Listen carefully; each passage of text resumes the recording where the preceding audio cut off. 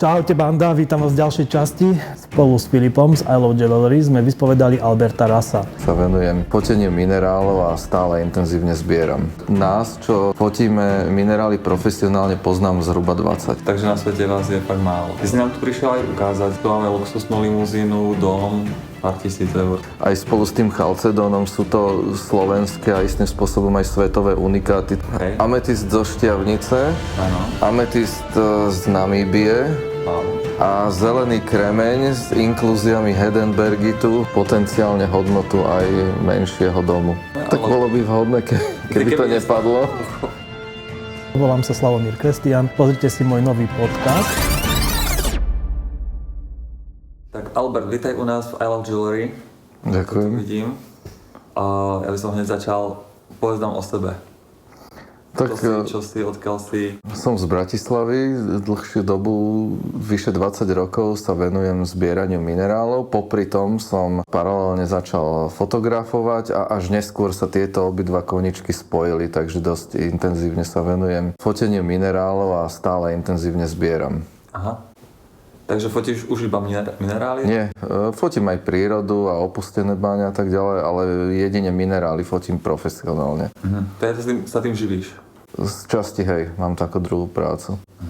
Výborne. A minerály zbieráš celosvetovo, alebo? Prevažne celosvetovo, tam sa sústreďujem najmä na kremeň a ametist, ale potom samozrejme aj niektoré lokality zo Slovenska. Popri tom som si začal maličku podzbierku budovať vyslovene s malými estetickými kameňmi, ktoré vyzerajú skoro až na takým cukríkovom štýle, že veľmi intenzívne rôzne farebné a zároveň perfektné kryštály v takej malej podobe. To je taká ďalšia podzbierka. Ale tomu sa venujem iba rok. Koľko máš kúskov vo svojej zbierke? Nemám presne to spočítané, ale zhruba okolo tých 700-800 kusov. Minerálov? Áno. Wow. A kde to skladuješ? Musíš to skladovať nejak špeciálne? Alebo? V mojej detskej izbe, kde vlastne už teraz nebývam, tak tam mám taký väčší priestor okolo postele, tak tam je momentálne 9 vitrín. A tie kamene, ktoré sa tam nezmestili, sú kade-tade po parapete, po stole a po krabiciach pobalené. Čiže to nemusí byť nejak špeciálne uschované so správnou vlhkosťou, teplotou? Snažím sa vyhýbať takým minerálom, aj keď niekoľko takých kameňov mám tiež, ale práve to je aj jeden z dôvodov, okrem tej samozrejme tej estetickej atraktívnosti, prečo zbieram kremene, že sú veľmi stabilné, pevné, odolné a tým pádom nevyžadujú nejakú špeciálnu starostlivosť. Jasné. A zbieraš to v prírode, alebo sú nejaké veľtrhy s týmto? Väčšinou na burzách, na takýchto trhoch. Jeden z takých najväčších veľtrhov je Mnichovská mineralogická burza, ktorá býva každý rok na jeseň. Jasné. Mám zo pár kameňov, ktoré som pozbieral aj sám, ale tých je málo. Keď som začal minerály fotografovať a hlavne keď som sa viac zameral na rôzne súkromné zbierky, tak videl som čím ďalej, tým viac tak pekné kamene, že keď som to potom porovnal s niečím, čo som potom reálne vedel nájsť v prírode, tak keď už som mal to meritko na to porovnanie, už to, čo som našiel, bolo tak slabé, že už sa mi radšej chcelo krajšie kamene fotiť, ako horšie kamene zbierať. Tak som sa potom zameral skôr týmto smerom, preto mám aj málo vlastných nálezov. Jasné.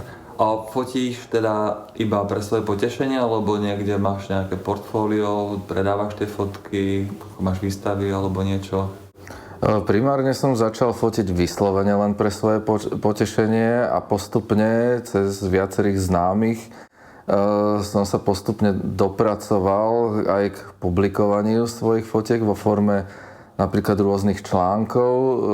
Je viacero časopisov vo svete, ktoré sa venujú minerálom a zberateľstvu. Napríklad nemecký časopis Lapis je veľmi známy. Potom niektoré moje fotky boli uverejnené aj v Mineralogical Recorde, americkom časopise, a Mineral Observer, čo je zase ruský časopis. Okrem toho som prispieval do viacerých kníh alebo monografií a neskôr som aj sám vydal 2 knihy. Jedna sa týkala minerálov druhá Ladu a v ďalšej knihe som intenzívne spolupracoval kde som spoluautor. A ty si nám niečo priniesol ukázať? Áno, v roku 2020 nám vyšla prvá zo série. Najprv sme si mysleli, že to bude jediná kniha, ale dostala taký úspech, že sme sa rozhodli pre ďalšiu sériu. Kvety Bani sa volá. Je to kniha o stredoslovenskej Banskej oblasti a zahŕňa jedny z tých najdôležitejších minerálov Slovenska, aj najkrajších. A svojím spôsobom je to momentálne, si myslíme aj ostatní autori, že je to momentálne doteraz najkrajšia kniha o mineráloch, čo na Slovensku vyšla. Výborne. A ty si teda fotografoval všetky tieto fotky? Nie, ja som fotografoval väčšinu, ale sú tam ešte doplňujúce veľmi pekné fotografie od spoluautora, Ľuboša Hrdloviča, ktorý fotí veľmi kvalitné fotky zase v oblasti mikroskopie, čiže on mikroskopom dofocoval a my sa tak vlastne doplňame. Tam, kde už moje približenie nezvláda, tak tam to doplní on. Patríš teda medzi elitných fotografov minerálov. Je takýchto fotografov minerálov na svete niekoľko, alebo si sám, alebo... Nie, takýchto fotografov poznám zhruba okolo 20 a popri nich ešte poznám ďalších ľudí, ktorí by v podstate mohli byť fotografi. Ich výsledky sú veľmi dobré, keby sa tomu venovali naplno, ale nás, čo fotíme minerály profesionálne, poznám zhruba 20. Jasné. Takže na svete vás je fakt málo. Áno. A ako zberatelia máte aj nejaké hromadné výstavy alebo niečo? Alebo to sa nikdy takto nechodí na nejaké hromadné podujatia, výstavy minerálov prezentovať, chváliť sa svojimi úlovkami? V podstate skôr, čo je relatívne bežné, niektoré prestížne časopisy mineralogické vydávajú po dôležitých mineralogických výstavách reportáže a tam sa viacerí ako fotografi podielame, že vlastne z tých výstav už potom do reportáží prinášame svoje vlastné fotografie, ktoré sme tam uskutočnili. Jasné, rozumiem. Ty si nám tu prišiel aj ukázať, doniesol si nám nejaké kúsky zo svojej výstavy alebo zo svojej zbierky, respektíve. Áno, jeden kameň není z mojej zbierky, ostatné sú. Tak. A ktoré teda to není? Opál mám požičaný na prípravu do ďalšej knihy, ktorú robíme. Je to veľmi pekný opál z Dubníka. Jeden z najkrajších, čo sa v Dubníku našiel v surovom stave. Áno, to je slovenský opál. A tento sa bude nejak ďalej opracovávať, alebo to už takto ostane? On je jednak už publikovaný v jednej knihe o mineráloch v Čechách a Slovensku z roku 2008 a bola by to veľká škoda. Navyše on je veľmi pekný v jeho pôvodnej forme, ak je zapracovaný do materskej horniny a navyše je tam strašne veľa prasklín, takže jeho spracovanie by znamenalo výroba alebo vytvorenie mnoho maličkých drahokamových opálov a vybrúsených opálov, takže v tejto forme je asi najhodnotnejší z toho zberateľského pohľadu. Takže keď držíš v ruke teraz tento opál, koľko sa odhaduje jeho hodnota, jeho cena? K čomu by sa dala prirovnať? Jeho hodnota by sa určite dala prirovnať k hodnote luxusnej limuzíny. A s tým by som ešte chcel zdôrazniť to, že luxusná limuzína sa vždy dá vyrobiť a nahradiť, kdežto tento opál je unikátny sám o sebe, čiže hypoteticky jeho skutočná hodnota z hľadiska, čo sa našlo v prírode, by bola ešte vyššia. Wow. Tak ako zberateľ, vášnivý zberateľ kameňov, predpokladám, sa nám doniesol ďalšie kamene. Áno. Doniesol som na ukážku 2 chalcedóny z východného Slovenska, z Bišty.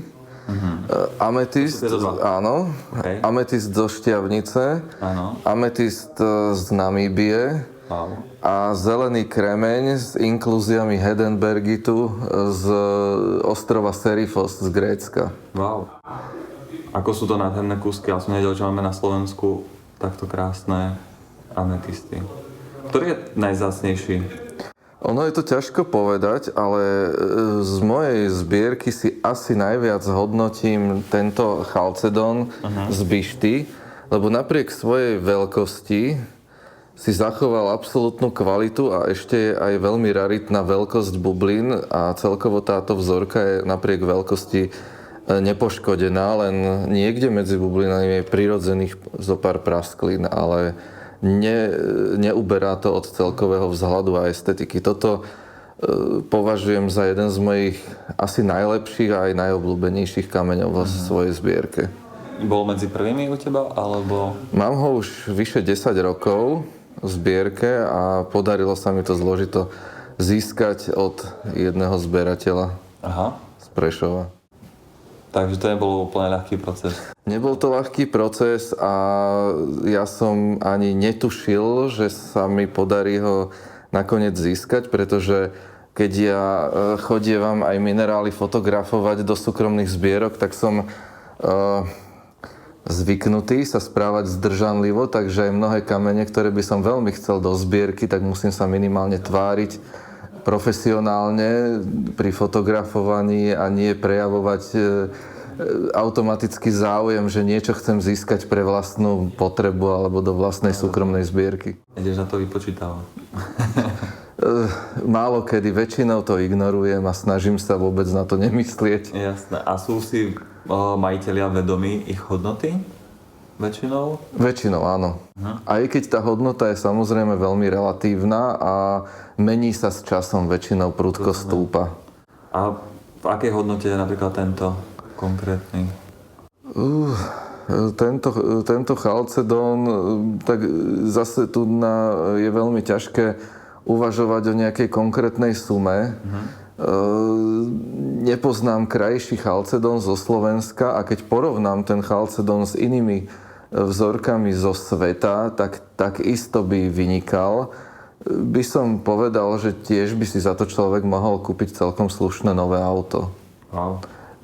Samozrejme nie každý zberateľ by bol ochotný za ten chalcedón dať túto sumu, ale je to unikát, je to veľmi ťažké takýto kameň vôbec porovnávať cenovo s inými kameňmi, lebo nemá konkurenciu. Rozumiem. A teda je to ešte väčšia rarita nájsť niečo takéto na Slovensku?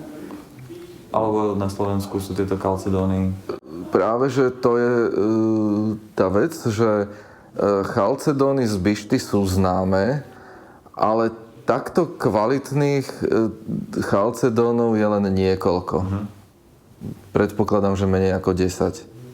Tu je na ukážku ešte jeden v porovnateľnej kvalite, ale je oveľa menší, ktorý tiež patrí medzi najkrajšie, najlepšie chalcedóny, jasné. A je zaujímavý aj tým, že okrem toho, že není poškodený, že je vlastne pekne vyvinutý zo všetkých strán. Wow. Ten si získal kde? Od toho istého zberateľa. Aha. A on našiel tieto chalcedóny sám, ako vlastný nález dávnejšie. Wow. To krásne. Toto je, si hovoril, ametist. Toto je ametist zo Štiavnice. Z Banskej Štiavnice. Je to klasická historická vzorka. Tieto staršie ametisty vynikajú klasickou tmavo-fialovou farbou a sú veľmi cenené medzi zberateľmi. V dávnej minulosti boli všeobecne ametisty z Banskej Štiavnice dosť cenené, dokonca aj ako drahokamy, pretože v tom čase bola Štiavnica jediným takým známejším náleziskom takto tmavo-fialových ametistov vo svete predtým, než sa objavili oveľa bohatšie náleziska v Brazílii a v Uruguayi. Wow. Takže potom samozrejme dočasne tá hodnota ametistov štiavnických ako suroviny na výrobu drahých kameňov poklesla, ale medzi zberateľmi je stále veľmi alebo nanovo sú šťavnické ametisty veľmi vyhľadávané ako už klasické vzorky, ktoré sa už nedajú momentálne získať z nových zdrojov. Je to všetko, sú to historické vzorky z obdobia ťažby, kde už sa momentálne neťaží a navyše na tie miesta sa už ani nikdy nebude dať dostať, lebo sú dávno zatopené a zavalené. A toto môže mať akú hodnotu? Tak Má to väčšiu ako toto? ja by som povedal porovnateľnú a závisí veľmi konkrétne od zberateľa, ktorý by sa rozhodol pre konkrétnu vzorku, ale ja si myslím, že aj spolu s tým chalcedónom sú to slovenské a istým spôsobom aj svetové unikáty, takže ich hodnota je plus minus porovnateľná. Rozumiem. A tento tu, keďže je menší, tak o štvrtinu alebo na štvrtinu menší, tak... Samozrejme, že jeho hodnota je nižšia v porovnaní s tým veľkým chalcedónom, ale to najmä kvôli tej celkovej takej unikátnosti toho veľkého chalcedónu. Ale nie je zas o toľko nižšia, pretože takýchto chalcedónov je tiež absolútne minimum. Dokonca konkrétne tento typ som ani už nevidel inde. A zase trend novodobých zberateľov je hlavne na vzorky takejto veľkosti. Málo kedy hlavne takí tí prominentnejší zberatelia majú tendenciu vyhľadávať príliš veľké vzorky minerálov. Skôr majú také určité zaradenie. Väčšina z nich má tendenciu skôr zbierať vo veľkosti zhruba od 5, 10 až 20 cm a nad 20 cm už málo kto považuje za dostatočne zaujímavé alebo atraktívne vzorky, lebo už sú príliš veľké a niekedy sa im hovorí, že sú to muzeálne kusy, že sú viac vhodné do múzea ako do súkromnej zbierky. A z týchto potom sa už vyrábajú normálne šperky z tohto, keby to niekto chce akoby nejak roztrieštiť na menšie? Isto, ale bola by to hrozná škoda v prípade tohto ametistu konkrétne, lebo tieto šťavnické ametisty už sú veľmi vzácne s tým, že napríklad tie brazílske, uruguajské aj z iných zdrojov ametisty sa už ťažia alebo sa nájdu v tak obrovských množstvách, že tam tej suroviny je dostatok. Nehovoriac o tom, že mnohokrát surovina vhodná na brúsenie drahých kameňov je častokrát z ametistov, ktoré sú ako voľné alebo obité kryštály, ale z akejkoľvek lokality na svete, pokiaľ je vzorka kvalitná, to znamená nepoškodená a estetická, tak je tendencia v prípade kremeňov a ametistov zachovávať ich v pôvodnom stave. A vždycky bude dostatok tých poškodených kryštálov, ktoré vedia napriek všetkomu robiť rovnako kvalitné výbrusy. Rozumiem. Toto má väčšiu hodnotu takto v celku ako... Oveľa väčšiu. Rozbrúsené na šperky. OK.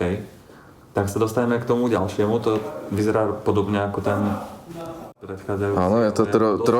Áno, je to trošku iný typ kryštálu. Je to pekne zachovaný tmavo-fialový ametist na podložke z Gobobosebu, tak sa volá tá lokalita Namíbie. A Namíbia, konkrétne oblasť Gobobosebu, Brandbergu a celého toho masívu je veľmi typická rôznorodými typmi od bledofialových až po tmavofialové ametisty, holubníkové ametisty a takisto iné typy kremeňov, napríklad záhnedy, ktoré častokrát kryštalizujú vo veľmi bizarných, zložitých tvaroch a majú veľmi často v sebe aj dutinky s inklúziami a aj dutinky, kde je zachovaná kvapalná fáza, nejaké solné roztoky, kde sú aj bubliny nejakého plynu, ktoré sa vedia aj pohybovať v tých kryštáloch. Wow. Takže to je tiež také zaujímavé. Nemám tu na takú vzorku na ukážku, ale... A čím je vytvorená tá farba fialová? Prítomnosťou železa, ktorý nejakým spôsobom zachádza do kryštalickej mriežky a jak ju mení, tak spôsobuje to zafarbenie. Tento tvar, čo má tento konkrétny, to bol už nejak asi zbrúsený? Nie, to je, áno. Wow. Toto je, tu je to tiež podobne vidieť, len na týchto malých kryštáloch je vidieť, že tieto kryštály kremeňa, ktoré majú 6-stranné boky, že sú ešte obrastení menšími, druhou generáciou menších kryštálov, ale ten tvar je v podstate rovnaký. Čiže to je... Vyrastlo proste, tak toto je originál. Áno, to je... Neporušené, neupravené. To je pôvodný kryštál neupravený. A toto môže mať akú hodnotu? Môže to mať potenciálne hodnotu aj menšieho domu. Alebo celkom slušnej chaty. Tak sa nemáš zle, no. Ale to samozrejme je potenciálna maximálna hodnota. Ono zase závisí, niektoré z týchto vzoriek je možné nadobudnúť oveľa lacnejšie, závisí kto na akého predajcu natrafí a naopak je možné kamene aj byť schopný predať oveľa drahšie podľa toho, na koho s odstupom času zase natrafí. Jasné, rozumiem. Tá hodnota je uvádzaná len ponukou a dopytom, záujmom klientov. Jasné. A týchto tu, takýchto podobných ako máš ty, je na svete nejak veľmi obmedzenia? Sú všetky iba z Namíbie? Z Namíbia je jedna z takých najzaujímavejších a najlepších lokalít pre zaujímavé kremene a ametisty. A obrovské množstva vzoriek odtiaľ idú, ale samozrejme medzi vzorkami nájsť kameň v takejto zachovanej kvalite je ako ihla v kope sena. Čiže tá cena závisí potom od toho celkového estetického prevedenia, od miery poškodenia a tak ďalej. Čiže ale z Namíbie konkrétne pochádza veľké množstvo vzoriek. Rozumiem. A teda aj na takéto mega krásne kúsky máš doma iba parapet? Nemáš nejakú vitrinku alebo niečo? Či... Nie, on je vo vitrine. Tento je vo vitrine, ok. To bola škoda, môžem sa pozrieť? No, samozrejme. Je to veľmi krehké? Že keby to teraz spadne, tak sa to rozbije úplne? Tak bolo by vhodné, keby to nepadlo. Tam veľmi, aj čo sa týka hodnoty, veľmi je určená mierou nepoškodenia. Čiže v prípade kremeňov tam vidíš, že vlastne to pyramidálne ukončenie kryštálov sa veľmi cení, pokiaľ špička není odrazená. Jak je špička odrazená, cena hneď klesá. A v prípade, že by si sa rozhodol nejakú vzorku minerálu, ktorá si sa rozhodol, že už sa ti nepáči, alebo že z akýchkoľvek dôvodov by si potreboval peniaze, tak už by to bol veľký problém aj predať, pretože jedna vec je, jak klesne hodnota, ale druhá vec je, že jaký má záujem potenciálny ďalší záujemca o takýchto kameň, pokiaľ je už poškodený. Takže tam treba veľký pozor dávať. Hlavne na špičku, ale aj na ostatné časti, aby sa... Som to rašil z ruky. Aby sa nerobili. Nemám ani auto, nie to ešte... Že by som nejaký kupoval ďalší. Presunieme sa teda k tomu poslednému. Áno. Ten je... Toto je zelený kremeň z ostrova Serifos. Zelené kremene tohto typu sa volajú aj prazémy a sú charakteristické mikroinklúziami hedenbergitu. Hedenbergit je zložitý silikát, je to taký tmavozelený minerál a on vlastne spôsobuje farbu toho kremeňa, lebo čistý kremeň je bezfarebný a vždycky to musia byť nejaké inklúzie niečoho ďalšieho, buď inklúzie iného minerálu, alebo prítomnosť nejakého iného prvku, ktorý sfarbuje, že napríklad v prípade ametistu je to železo, ktoré sfarbuje kremeň do fialova a v prípade takéhoto prazému je to vlastne už nie zelený kremeň, ale čistý kremeň, ktorý je ale vďaka tým mikrokryštálikom Hedenbergitu sfarbený do takéhoto jablkovo-zelena. To je krásna farba práve. Najkrajšie takéto prazémy sú z ostrova Serifos v Grécku. To sú už také klasické, to sa považuje už za klasickú lokalitu. A momentálne už dlhodobejšie sa na ostrove Serifos je tam zakázaná ťažba a hľadanie týchto prazémov, takže vlastne kvalitné vzorky takéhoto typu sú väčšinou iba dostupné zo starších zbierok.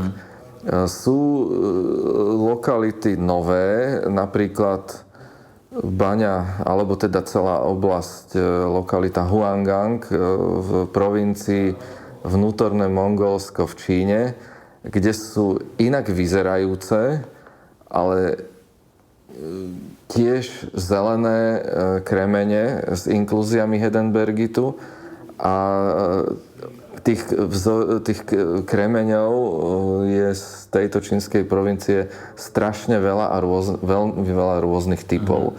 Ale samozrejme nenahrádzajú tieto vzorky, práve naopak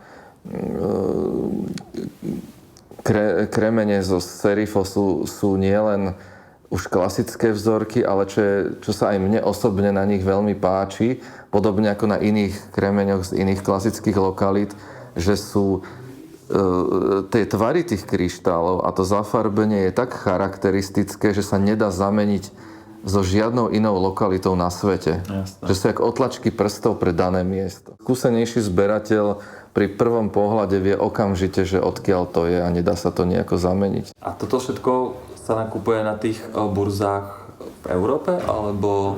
Sú burzy všade vo svete. A ako to potom prevážaš, keď to kúpiš? Musíš mať na to nejaké povolenie? Ja kupujem v Európe, takže v rámci Európy nepotrebujem žiadne povolenie. Jasné. Takže asi to ani nejak neprevážaš komplikovane letecké alebo niečo? Nie. A najradšej po pravde, keď nejaký minerál si nájde cestu ku mne domov, tak najradšej ho kupujem osobne, aby som si sám v absolútnom kľude vedel aj si všimnúť akékoľvek nedostatky, prípadné poškodenia a celkový ten vzhľad, lebo je to určitá forma lásky k tej neživej prírode, takže ten minerál ma musí zaujať a zaujme ma najlepšie tak, že ho držím v ruke a zo všetkých strán si ho viem pozrieť a vtedy sa potom rozhodnem, že či ho kúpim alebo nie. V prípade, že ten minerál je drahší a tiež mám len obmedzené zdroje, tak niekedy sa už stali aj bezcenné noci, kedy som aj 2-3 dni rozmýšľal, že či si daný kameň vôbec kúpim alebo nie.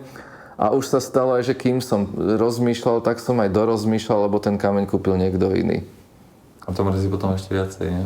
Niekedy. Ale niekedy je to aj úľava, že mám potom pokoj a už nemusím rozmýšľať nad tým, že som zbytočne minul príliš veľa peňazí. Jasne, rozumiem. Pýtam sa aj kvôli tomu, lebo tento vyzerá konkrétne taký asi najviac krehký. Tie ako sú špicaté, že pri nejakej preprave by sa to asi jednoducho mohlo ulomiť, nie? Asi áno, je to dosť možné, že by to podávali tie kryštály. Tak ešte nám, Albert, zorať od najlacnejšieho po najdrahší. Toto si, koľko približne hodnota? Toto, neviem toto ani nejak tak veľmi presne odhadnúť, ale už pri dnešných cenách by bolo férové niekoľko tisíc eur. Niekoľko tisíc eur? Tak ten vyzerá byť najlacnejší. Z týchto, čo si tu doniesol. Či? Tak zase je to relatívne. Jasné. Každý by sa na to díval inými očami. Okay. Toto je môj osobný taký pohľad. Rozumiem.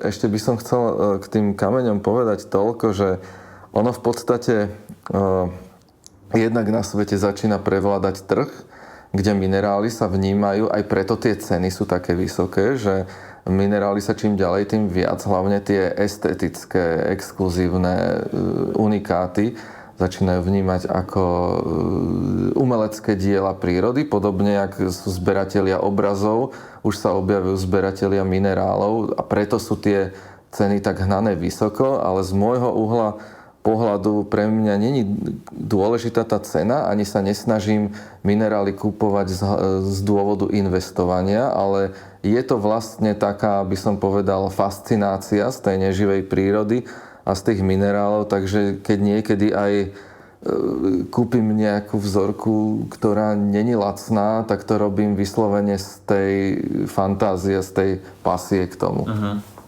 Jasné, z tej lásky k tomu. Z tej lásky k tým kameňom. No jasné, alebo zatiaľ tu máme luxusnú limuzínu, dom, pár tisíc eur, tak to by som možno aj skúsil. Tak ja ďakujem Albertovi, že bol u nás a myslím si, že sa ešte uvidíme. Ďakujem pekne. sa ponáhľal, rýchlo to ukončí. Toto by mohlo byť, že na konci, vieš, že tie šoty, čo sa nevydarili. Učím sa, ja Nie, dobre, úplne pohode. plno. Čo sú to? Predpokladám, že to asi nie sú kremene. Na ukážku sú všetky kremene.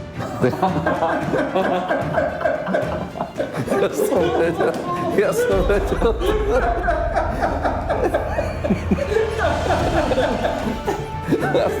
Aspoň sa máme o čom baviť v budúcnosti. Ale stále to nie je kremene. Ale je to bližšie. Ja som sa učil kremene na predopise, tak to vyzerá úplne inak teda. Čaute.